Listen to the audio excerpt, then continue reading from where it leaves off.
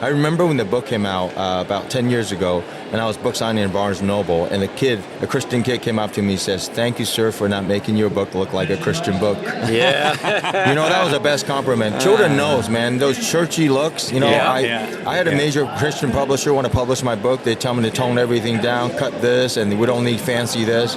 And it really breaks my heart, just their mentality of just making God smaller than what the world is doing. Disney told me... putting them into a box, right? Yeah. Disney tells me do everything with excellence. When we do have Christian publishers and they're just publishing this cheesy crap that I can't stand watching, that's not what God deserves. I'm sorry. I don't care how much money you make. You got to recognize our God is almighty. He created everything with excellence. We believe that you are strong by design, and you were made in God's image to have a strong body, mind, and spirit. You're listening to the #1 Strength and Health Authority podcast in the world. So let's get ready to unlock your potential and transform your life in today's episode. So we're sitting here with Ben Davies at the Rise Up Con. We're just kind of shooting whatever. We don't really... we're just hitting record with anybody who we feel is willing. They just pulled me off the street. This bum we can bring over here and talk about. This guy looks important. Things that you were wearing when we found you. I'm glad that we got you some new clothes.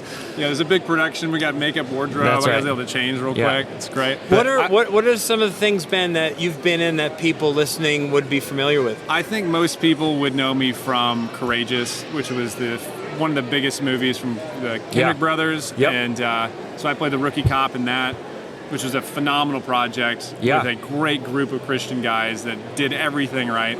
And then from there, I've been a part of like 25 movies since then as leading and supporting. And then I did a movie with Kevin Sorbo that they're promoting now. Which movie was that? American Miracle. Okay.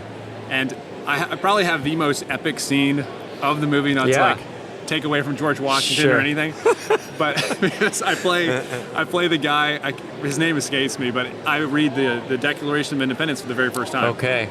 So when we were shooting this on location in the actual square area in Virginia, we're in full get up, like the wigs, the clothes, and everything's like tight and thick cotton. It's like 110 degrees in the middle of summer. Yeah. And so we're out there recording this and reading the Declaration of Independence. Like everyone knows, life, liberty, the pursuit of happiness, but people don't realize that sucker is like 3 pages long. I was going to say, that's just the start. I know the first 2 sentences, maybe. Not even in its entirety. So I was memorizing that thing, and then we get out there in that full get up, and I have basically a 3-minute scene of the movie, like straight through, like 3 or 4 minutes of me reading that. But it was so hot when we were filming it. I got to the end of the Declaration, and then this woman on the front row just passes out. No. She's like in the audience as one of our girls. And it was that hot. And the wardrobe. And that wasn't scripted. No. It just happened. I don't know if it was my performance being so moving or what. Did you run over to the rescue to help? Or what happened? No, I couldn't move. I had like a sword on me. And the medical people came in really quickly and took care of everybody. But it was just, it's hot. Did it make the cut?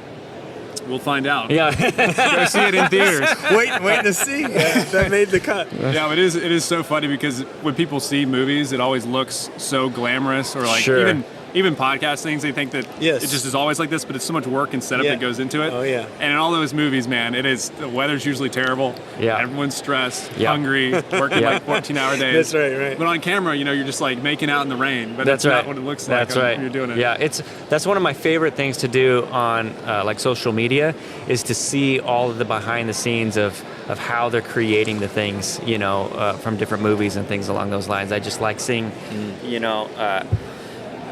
Men in Black with the 2 guys sitting on the bench, but it's like a picture that someone took behind the scenes with all the gear and everything happening to make that scene possible and stuff. It's just it's fascinating to me. It is fascinating.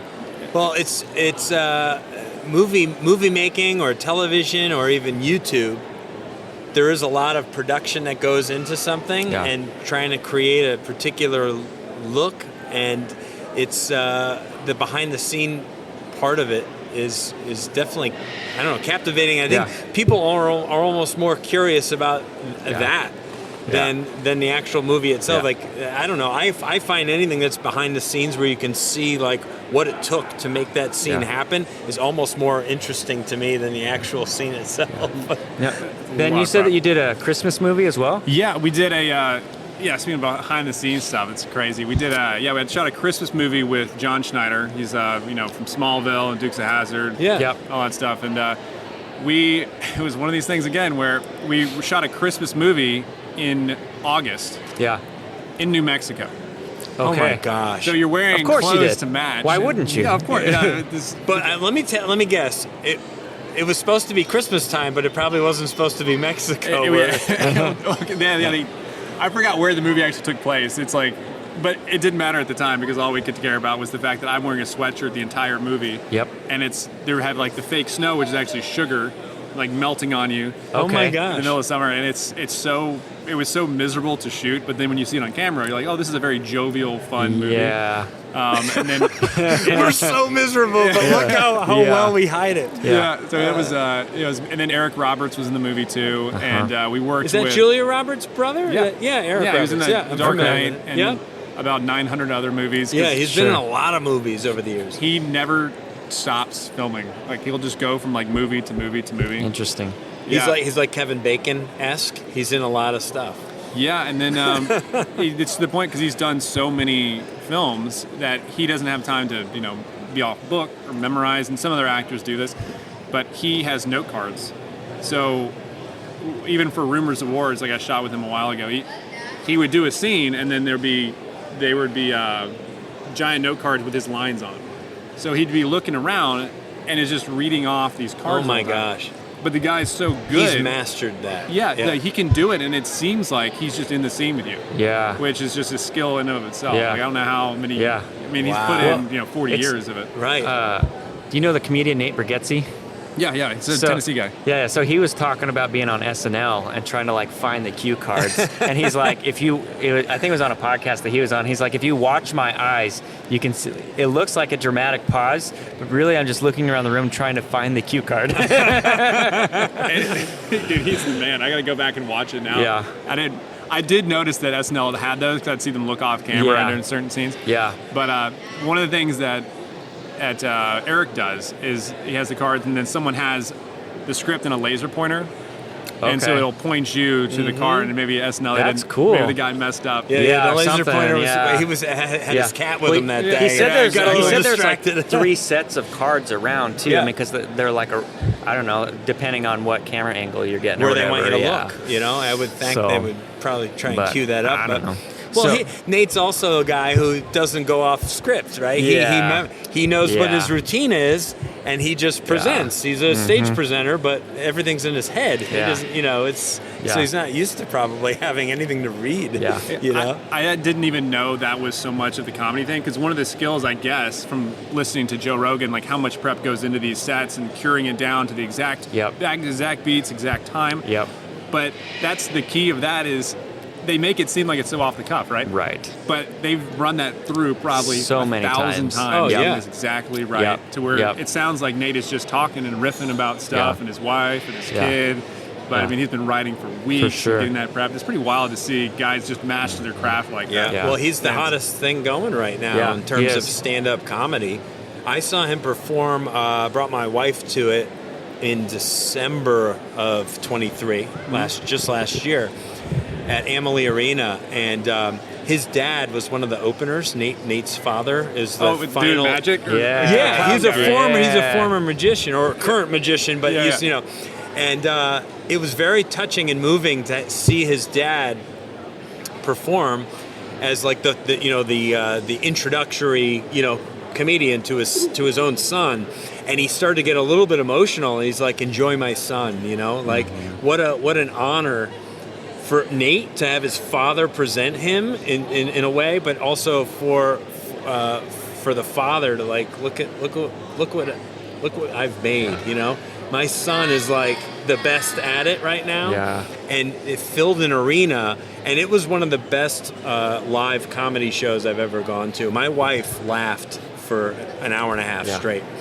It was so great. That's incredible. First of all, I'm happy that Nate's gotten famous, because I can brag that like I think my brother-in-law showed me his tapes or his podcast. He's been around for years. For a long time. And I was like, who is this quirky guy? And now he's just blowing up. It's so cool funny to see how someone. different he looked 10 years ago. Dark hair, a little pudgy. Yeah, he's really thinned out. But that's so cool they did that, because it's just such a great example of what the people need that are going to those shows anyway, to see a father raise his son. And then I saw one where he has his daughter introduce him.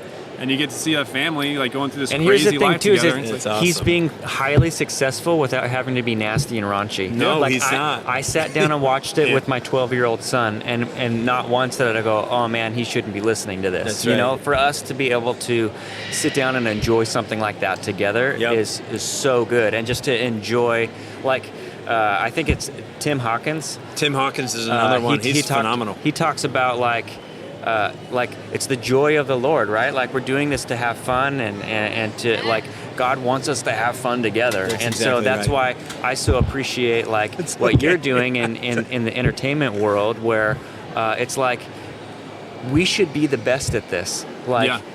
We should be leading the way in this, and it shouldn't be Hollywood. You know what I'm saying? And so, I'm grateful for people like you and the things that you're doing, because we need it. Well, I'm just thankful that I've been able to work with a bunch of great people that let me stand in front of the camera, and they work magic before and afterwards. But what projects are you really excited about right now that you're working on? There's a couple that are kind of pre-production that I can't talk about necessarily. I know there's one. Yeah, but you should. I'm just kidding. Come on. Just turn the microphones down. That's right. There's one that we're in pre-production on that's called Quandary. That's a psychological thriller that involves a military guy with PTSD that doesn't know reality. Okay. And so he's lost trying to figure out what's real, what's not. And it's been a really strong film that we're working on. And then there's we're working with Kirk Cameron, actually, and I have been working on this script for Alfred the Great, which he's this historical figure that not a lot of movies have been about, but he is the most important historical figure probably after Moses, because it was the crux of all of Europe coming together in this one moment with this one guy. And if he hadn't been there, if God hadn't worked through this one guy, the entire Western civilization that we know of today would have fallen. He was also the first one that came up with states and separating kind of the powers of states. Okay. He was the first one that this sounds like a Kirk Cameron script. It is. He had his troops to be in the front line in the shield wall fighting the Vikings. He didn't allow you to be there unless you learned how to read. So he knew you could not lead a nation that couldn't build itself up. He needed to educate the civilian population. He wanted everyone to be able to not just go to church, but we need to be able to understand what Christianity was. He was also, historically, they think he was the first monogamous king in history. Oh, wow. His story with his wife is so powerful. There's so many things that come together in this one moment. Is it a period piece, or is it more documentary? Okay, no, it's a period piece movie. It's the most epic script that I've ever read. Oh, and wow. It's so cool, because you also have the Vikings that involve... I don't know if you saw the Viking series on History Channel. I haven't seen it. I believe my wife has seen it, and she loved it. So this is after Ragnar. That's the one I've seen. Okay, yeah. With So Ragnar. His son, he fought one of the grandsons. I believe if it was Halfdan was the guy that he fought, and he also was a king that fought. And I think he had 45 offensive historical battles that he fought with swords. Was never taken out. He fought on the front lines with his guys. Yeah. I mean, he was George gosh. Washington before George Washington. Yeah. And so that's the movie that me and Kurt have been working on that script for a while. Wow, that's exciting.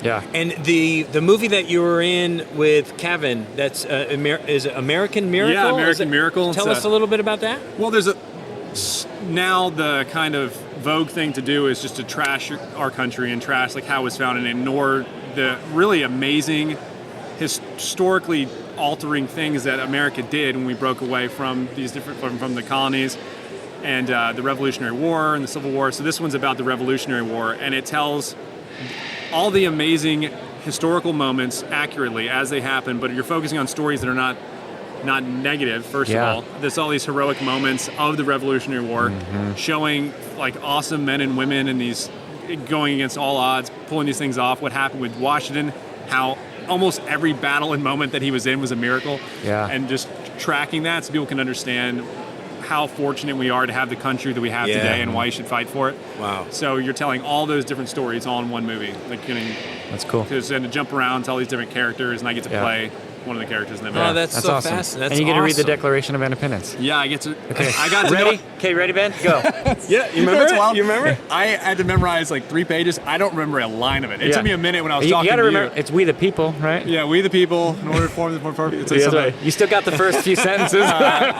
It's nice to know that you're a human being. Yeah. And you just like, in the moment, you got it. Yeah. But then life goes on, right? I don't remember There's it that only way. so much capacity That's what I'm up saying, here, yeah. you know? And it's time to flip the script. It's exactly what happens in school. I don't know if you guys are the guys that Yeah. would just like Yes. crash study for something, Yes. and then it's gone in a Yep. week. Yeah. Yep, I was killer Sounds at that. about right. It made my sister very angry. Yeah. That's It's what I called did. cramming, right? That's right. Isn't that what, yeah, Yep. you would cram right before. I'd read all my notes vigorously over Yeah. and over. Go take the test, do then- good. And then gone. And then now Yeah. it's time Yeah. for new stuff. Yeah. Yeah. Because That's even why Sam Sorbo would say that kind of schooling is no good. You got to homeschool.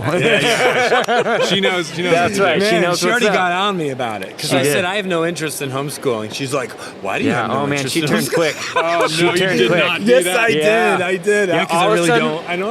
I was no longer in the room. It was just her and Chris. Yeah, she was late. Yeah, she she gave was- me these eyes. I was Yeah. like, oh Yeah, my yeah, gosh, I've yeah. said the wrong thing. I Yeah. said, but I do coach. I said, I coach baseball. She's like, well, that's just like teaching. And I'm like, okay, but I like that, but I don't like teaching Yeah. my kids. Yeah. Yeah. It's, I'm surprised she didn't just like stop the interview right there. no, She's like, we "This didn't is interview. over." This wasn't an interview. Oh, This was that's just I think at our that's why she table. doesn't come over here yet. Yeah. Probably. Yeah, She's I avoiding said me. she should come over. I was like, this is good stuff right here. Oh, like, I know. yeah, she's gonna She was great. make a believer out of Chris. You know. Yeah, she might. So- she might. I think the sports stuff is great though. I don't. Every child should have to, I think, do some type of Organized sport, even if sports, you're bad at it. yes. It just teaches you lessons you would Maybe never if it was learn government funded. otherwise. That's Yeah, all we right. need. We just We don't need them ruining something else. Dude, Oh my goodness.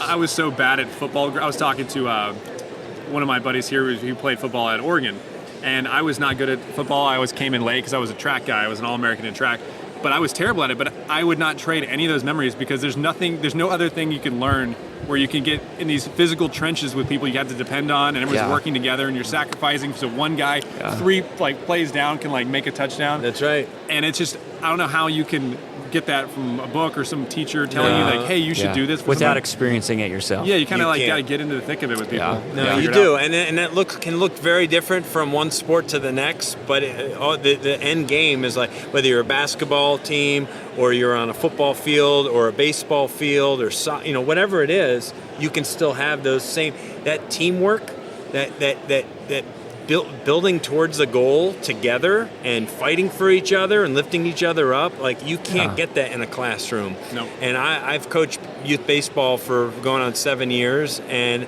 it's a way for my son and I to connect, and it's absolutely awesome. And I'm exhausted from it, but every year, every half year, because the seasons in Florida are never ending. Oh, so man. I'm coaching baseball year round. My wife's like, you should take like a season off. I'm like, babe, I know I feel like that right now because the season just ended, but I'm going to be ready to go once it starts back up, because my son and I will never forget all those memories that we've made. So Ben, we're off tangent. Yeah, no, you're good. You're good. So I know that you also have done some stuff with Daily Wire as well. Oh yeah. So what kind of what involvement do you have over there? Well, so I produce the Michael Knowles Show, so I'm in charge of everything that we do for the show, as far as finding different interviewers if people want to talk to. If there's a crazy current event thing, trying to track down that person and get them on live.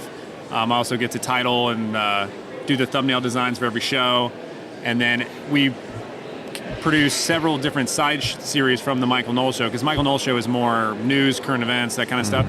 But I made a game show for people to bring on. We had Gina Carano and Tim Ballard and Jim Caviezel and Lauren Southern, Matt Walsh. We come in, and it's kind of like, instead of doing a typical interview style where we're kind of have prepared questions or someone's selling a book, it's these prompts similar to something like what's that card game? It's the most popular card game in the world. Solitaire? No. I've been playing that like crazy on my phone. Oh, Cards Against Humanity. So basically, okay. So if we were playing this, it's this show called Yes or No that I made at the Daily Wire, where there's a series of cards. Say the card is the UFO landings were real or whatever, and then I have to guess yes or no for you, because I know you a little bit. I'm like, are you? maybe yes, no, and then so you're trying to guess how well you know the other person. Sure. And then you get to hear their binary choice answer, and it's like, oh, no way, like what made you start going in it? So it just sparks conversation in it. Fun. So it's a super fun game show that's now a game you can buy, which is fun. And then I also produce the Cross the Line, which is a series where we find protesters at the speeches, and I get to interview them, and they come sit with Michael Knowles afterwards. That's fun. Face Off is like a competition show with all these different celebrities doing trivia, stuff like that. That's cool. So there's a lot of side shows we do at the Daily Wire, and it's been a lot of fun being in the trenches with that team on a daily basis. That's good. Wow, that's awesome. You're hitting it from every angle, man. So you like that. You like being in front of the camera, but you really like the production side and being behind the other, in other ways. Yeah, it's like there's nothing like jumping into a film role. Like that's my favorite, is being an actor, being able to take on a character role. But you're also at the mercy of whatever is offered to you. Sure. And then also sometimes you read a script and you're like, oh man, the story could be better. But then it's fun getting to write and produce your own stuff. Yeah. It's like now all the things that I wanted to say or I wanted to do, I can actually make those happen. Yeah. And then doing current events, it's never boring. You get to drive the car a little bit more, as opposed to riding in the back seat. But sometimes it's great just to chill in the back seat. Sure, it is. Yeah, both are good. Well, Ben, it's been thanks for, you just walked by. It was awesome, and thanks for hanging out with us for 20 minutes or so. Pulled me off the street. I was homeless, and you guys like, come on in, man. I forgot that we clothed you and did all the good things. Yeah. We would have been over there hounding you to try and get you over here, but it just God said, hey Ben, go check out the Strong by Design podcast. Yeah, it was great hearing what you guys are about as far as like focusing on strengthening the spirit, strengthening the body, because I believe in both those things completely. Yeah. From my sports background, I'm really passionate about getting people healthy the right way. Yes. Because like so much of that, is just things that you can do yourself, and you can just work out, eat cleaner, do these different things for your body, and then getting into the Word is so key for all this stuff. Absolutely. You're perfect for the show. That's right. We'll have to have him like a full episode. We'll have to have you. You do virtual podcasts if we'll have you, or well, if I can find internet when I'm living on the street. That's right. Yeah. I can pipe in whenever, man. We can do it. You guys got a great thing going. Yeah, so man. We'd love to talk with you again and go deeper on something. So it's a real pleasure, and it's Davies. It is. That's what I said the whole time. I know. Ben Davies. Yeah. Easy. You got it. Davies. Yeah. Ben Davies. Pleasure. Listen, this is the beginning of it. It's going to be a household name. And people are going to go back and look at this, and they're going to be like, I remember when Ben Davies was on that Strong by Design podcast. Came on Strong by Design. This will be the show that really launches you. And then he'll plug his Instagram handle at Ben Davies Actor on X and Instagram. You guys can follow me there. There you go. A lot of fun stuff going on. We'll be following you wherever we can, man. That's right. Thank you for making time for us today. Absolutely. Of course. Appreciate you. So still here at Rise Up Con, sitting here with Davy Liu, and if you're watching the podcast right now, here, Davy, look right at that. Yeah. Okay. And you guys have like 2 seconds to try to figure out who he is before I tell you who he is. But actually, Davy Liu, you worked with Disney for a long time, and now you're bringing out your own Disney kind of style, but your own production. And so I'm just going to pass it over. You share a little bit about what's going on with you. I know this has been a vision for 20 years, you said. Yeah. So fill us in. Yeah, so I grew up in Orlando and didn't know that Disney was looking for people after Little Mermaid. So I was going to school and they were looking for 8 kids out of the whole entire world. I was one of the 8 kids got recruited in 1989. So in 1990, I started in Disney Animations in Florida, started working on Rescue Down Under, Beauty and the Beast, Aladdin, Lion King, and then Mulan. So with that journey, I saw Disney was the largest children's ministry. Every time I go to church, man, I was like, these poor kids are watching VeggieTales for the 1000th time. I said, Lord, there's got to be more than VeggieTales. So I decided to leave Disney after Star Wars, which is 2000. I left Disney and started my studio. It's called Animations, Kendu Films, and in LA. And Kendus come from You Can Do All Things Through Christ. Yeah. So that's our first feature film that I wrote, Animal Perspective of Noah's Ark. It's going to be in the movie theater in 2026. Love it. That's so cool. You have by the way, you have probably the coolest exhibit here in the entire building. We'll have to take a picture of it and put it on the thumb somehow. Yes, we will. We will. Yeah, it's pretty amazing. I'm super excited. I mean, I've said it for a long time that I believe that that we have been created in God's image, and that God is a creator. That's right. And as that, we are creators. And why, for so long, are we following Hollywood and not being the leaders of entertainment? So I'm so grateful for what you're doing and what God is using you to do. For my own kids' sake, because we want them, like, we're cutting out so much from their life, and I'm like, God, what do we do with our time? You know what I mean? Because we want them to not be weird and awkward. We want them to be full-rounded human beings. But at the same time, we want them to be able to have things that they can enjoy, that we know are safe, and giving them solid messaging that isn't cheesy and terrible. Yeah, that's exactly it, because you just said it. In the beginning, God created the heavens and earth, and that's God's first attribute in the Bible. And creativity should not be owned by the Hollywood. Christian needs to take that creativity, that spirit of living God that can create 5 bread out of 2 fish to feed the 5,000. If Disney can take their dark agenda to the world, so much more holiness. But that beautiful artistry still requires disciplined, talented people. If Disney's picking A kids out of the whole world, well, how much more that we need to pick, select, and train our young people to have a beautiful talent, and you gotta sharpen them, because so it's an industry that I'm also promoting as well, that we need to encourage people to love Jesus, and they can use their artistic gift to serve the King of Kings. What does that look like for you with your production company now? That are you seeking 8 kids? I'm seeking more than 8 kids. So we do have an internship opportunity here in Kendu Films, so you can just go to kendufilms.com. Or if you have a church ministry, wants amazing children's ministry program, our Kendu Kids, KENDU kids.org can help you. We have a whole team. You see that beautiful display that we have in our booth. We can set that up and just give you a wonderful, not a Disney experience, but a Bible experience. I would love for you to talk briefly about how you drew your likeness into a great character in Mulan, General. So which I did pick up on, by the way. You did great. You were close. So I was in the right place in the right time. So when they want to create Mulan's boyfriend, they didn't want to make him look like Bruce Lee or Jackie Chan. So I kind of look halfway in between. So I was their inspirations. So yes, I was the guy who inspired that character, General Shen. Let's get down to business. It was great. My personal 2 favorite Disney movies, Beauty and the Beast and Mulan. Like, those are 2 of my favorite ones, and you are a part of both of those. That's right. That's right. So thank you. Yeah, you're welcome. Thank you for being amazing. And thank you for now shifting us to. I'm pumped for all the stuff that's going to come out. And it's not just movies either. You have books. Tell us about your children's books. So currently the film takes 2 years with 2,000 animators. It's that long. So we want the family to kind of know the synopsis of the film so they can share this with their non-Christian children. I remember when the book came out about 10 years ago, and I was book signing in Barnes & Noble, and a Christian kid came up to me and says, "Thank you, sir, for not making your book look like a Christian book." That was the best compliment. Children knows, man, those churchy looks. I had a major Christian publisher want to publish my book. They tell me to tone everything down, cut this, and we don't need fancy this. And it really breaks my heart, just their mentality of just making God smaller than what the world is doing. Disney told me... putting them into a box, right? Disney tells me do everything with excellence. When we do have Christian publishers and they're just publishing this cheesy crap that I can't stand watching, that's not what God deserves. I'm sorry. I don't care how much money you make. You got to recognize our God is almighty. He created everything with excellence.